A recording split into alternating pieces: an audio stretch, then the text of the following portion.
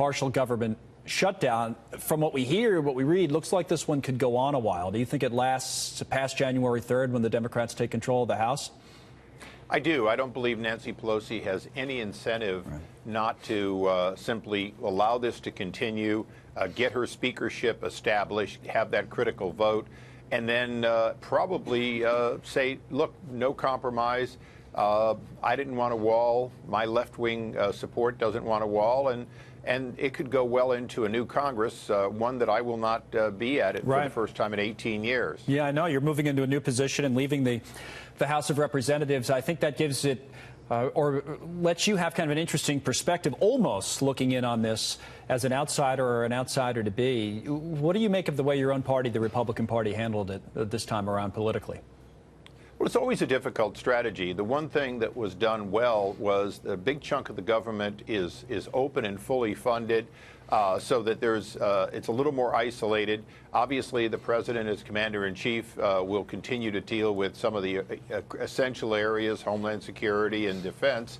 I think the important thing, though, is that what you saw in the market today is, in fact, part of bad news when there is no bad news. In other words, the economy is strong. Taking on China, everyone around the world agrees, needed to happen. Mnuchin making those calls to banks to double check. Having a real debate about border security and immigration reform.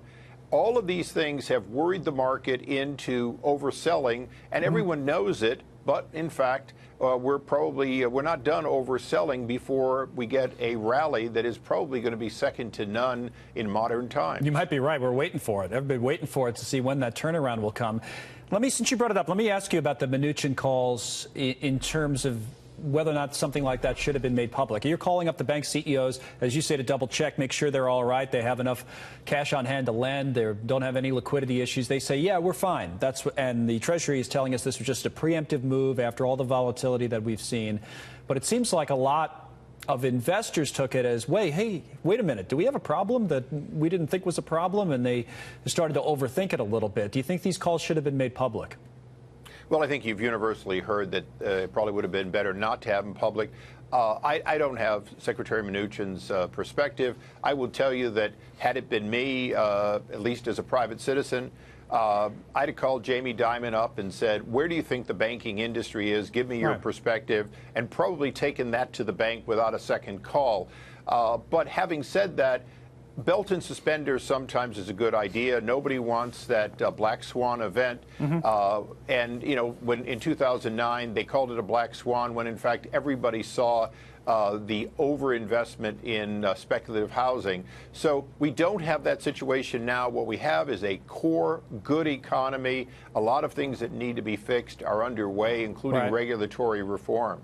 Now, there are a number of issues that this administration will have to deal with heading into 2019, some of which we've already talked about. Obviously, China trade is kind of hanging over the markets, and everybody's wondering what will happen next. I understand the Federal Reserve is an issue and how they're handling interest rates.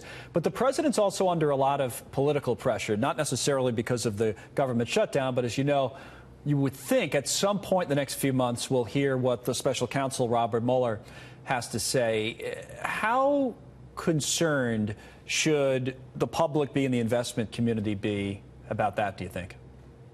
I don't think the public should be concerned at all. Anything that takes 2 years to try to come up with a case on something that was based on, quite frankly, the Democratic National Committee and a false dossier probably has limited impact. On top of that, as I think has been well established by scholars on both sides of the aisle, you cannot indict a sitting president.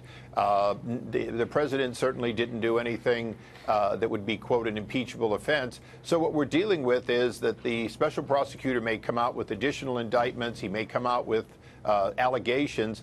But at the end of the day, he's going to go away and finally allow a president to govern without looking at something from a campaign that is now 2 years behind us. I know.